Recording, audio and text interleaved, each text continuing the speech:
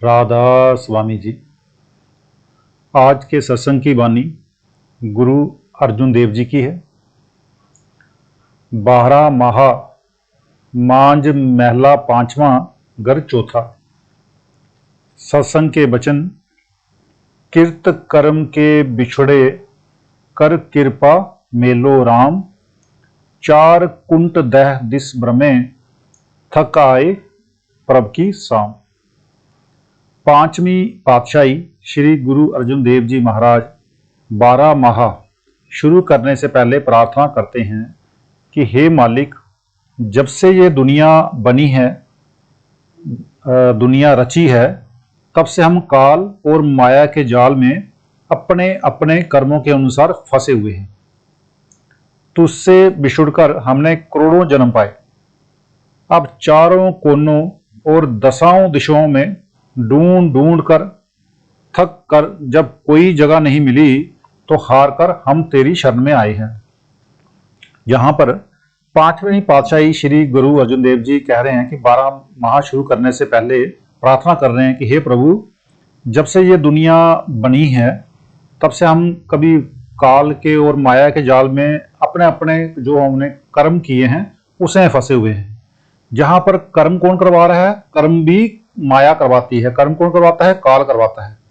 क्योंकि कर्म इसलिए अच्छे या बुरे कर्म हमसे करवाए जाते काल करवाता है ताकि हम इस काल के चक्कर में फंसे रहें। चक्कर भी हुआ काल का, तो काल के चक्कर में फंसे। अच्छे कर्म करेंगे स्वर्गों में जाएंगे, बुरे कर्म करेंगे तो नरकों में जाएंगे।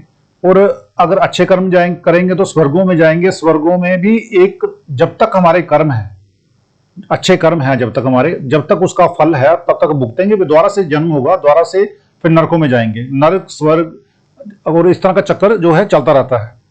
और हमने यहाँ पर परमात्मा से बिछुड़कर करोड़ों जन्मों आज तक पाए हैं।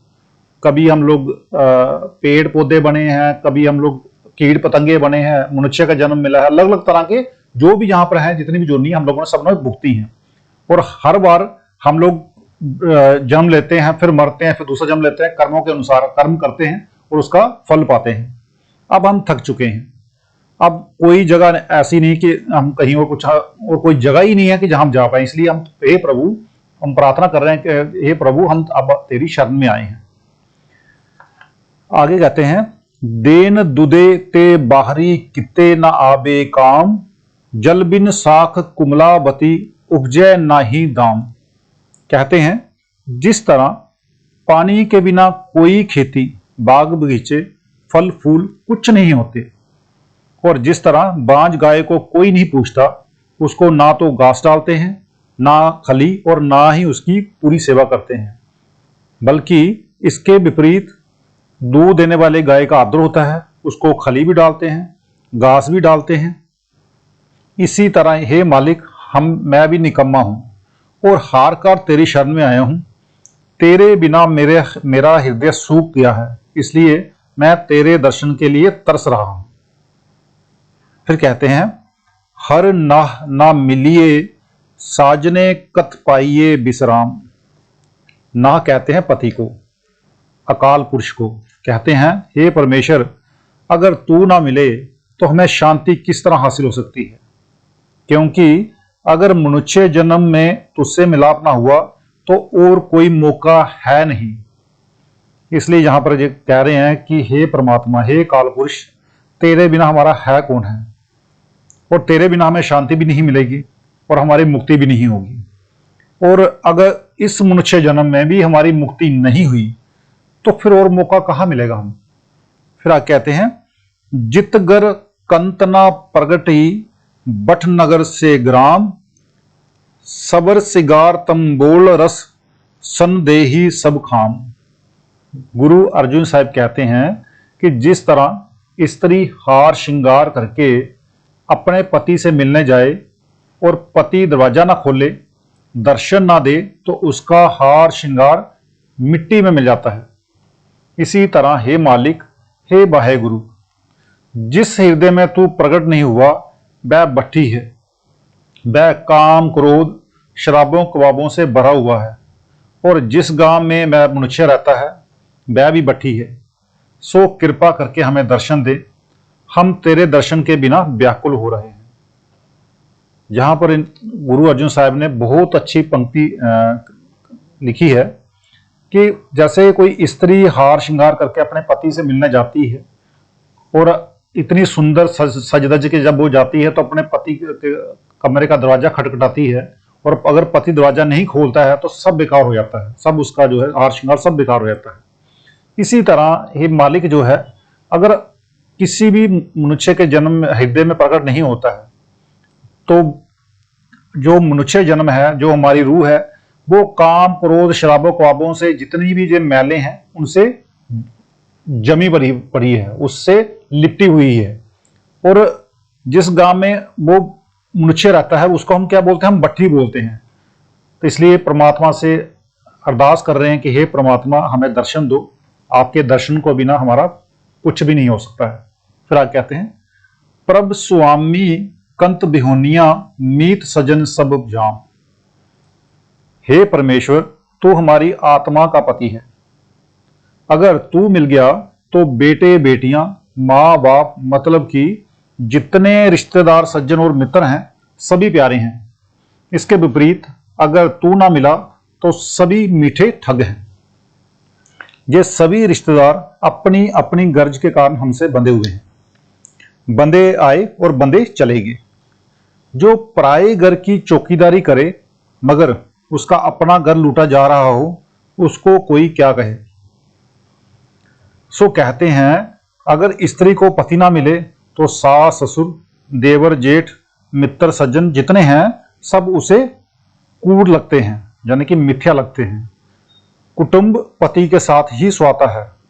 इसी तरह अगर अंदर पर्दा ना खोला, नाम की लज्जत ना ली तो कुछ भी ना बना।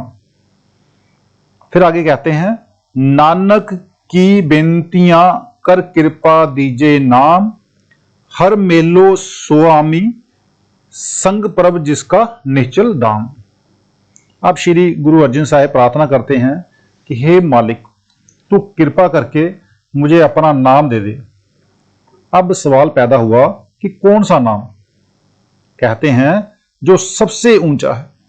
अब जितने महात्मा हुए हैं सभी स्वामी पद को सबसे ऊंचा कहते हैं, या जो कह दो कि सबसे ऊंचा पद स्वामी पद है। हजूर स्वामी जी महाराज ने उसको स्वामी कहा है।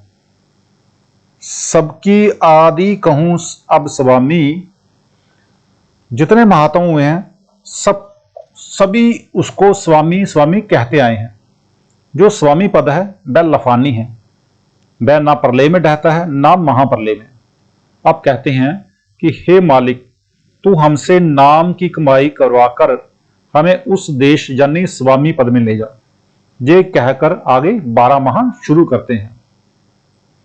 जहां पर अब कहते हैं कि जो महात्मा है वो स्वामी स्वामी कहते आए, आज तक कहते आए हैं, और जो स्वामी पद है वह लफानी है, वो कभी भी मिट नहीं सकता है। चाहे वो प्रलय आती है चाहे महाप्रलय आई, वो कभी भी मिटता नहीं है, क्योंकि प्रभु का नाम है।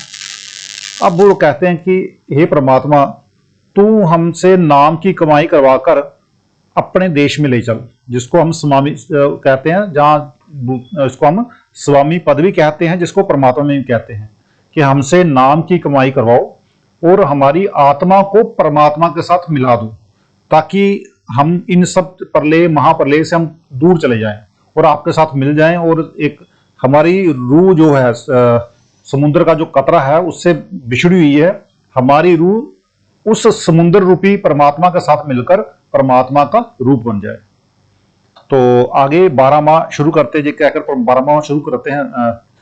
चेत गोविंद आराध्य ये होवे आनंद गना, संत जना मिल पाई ये रसना नाम बना। जितने महात्मा उत्तर प्रदेश में हुए हैं उन्होंने आषाढ़ के महीने से 12 माह शुरू किया है, मगर हमारे पंजाब में 12 माह चैत्र के महीने से शुरू होते हैं। अब एक एक महीने की मनुष्य जन्म से तुलना करते हुए कहते हैं कि जब चैत्र का महीना आया यानी मनुष्य जन्म मिला तो हमें क्या करना चाहिए। फिर आप ही जवाब देते हैं कि हमें माली को याद करना चाहिए। अगर हम माली को याद करेंगे हमारा जन्म मरण खत्म हो जाएगा।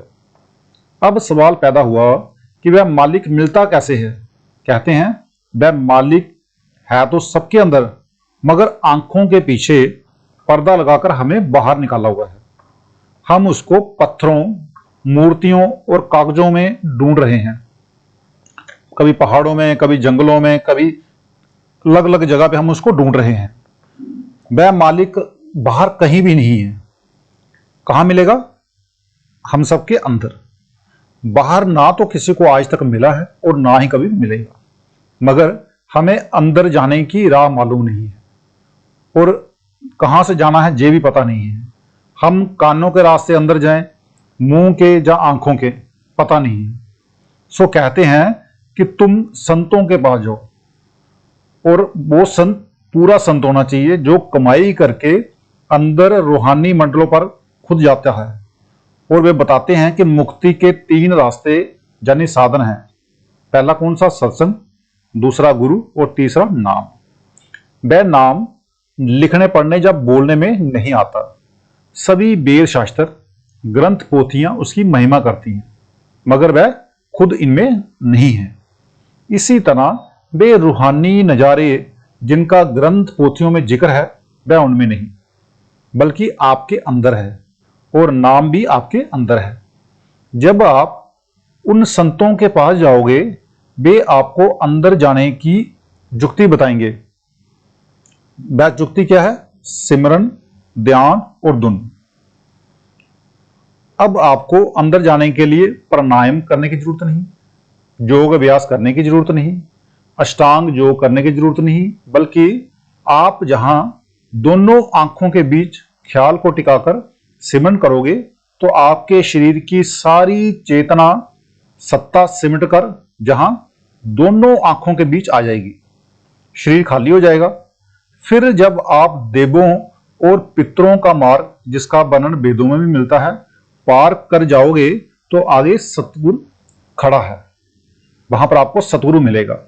अब सिमरन का कोर्स खत्म हो गया, वहां ध्यान की जरूरत है। वहां जो सतगुरु का स्वरूप है वह सूक्ष्म है। जब आप उसको प्रत्यक्ष कर लोगे, वह आपको नाम के साथ जोड़ देगा। नाम आपके अंदर है। महात्मा अपने पास से कुछ नहीं देगा।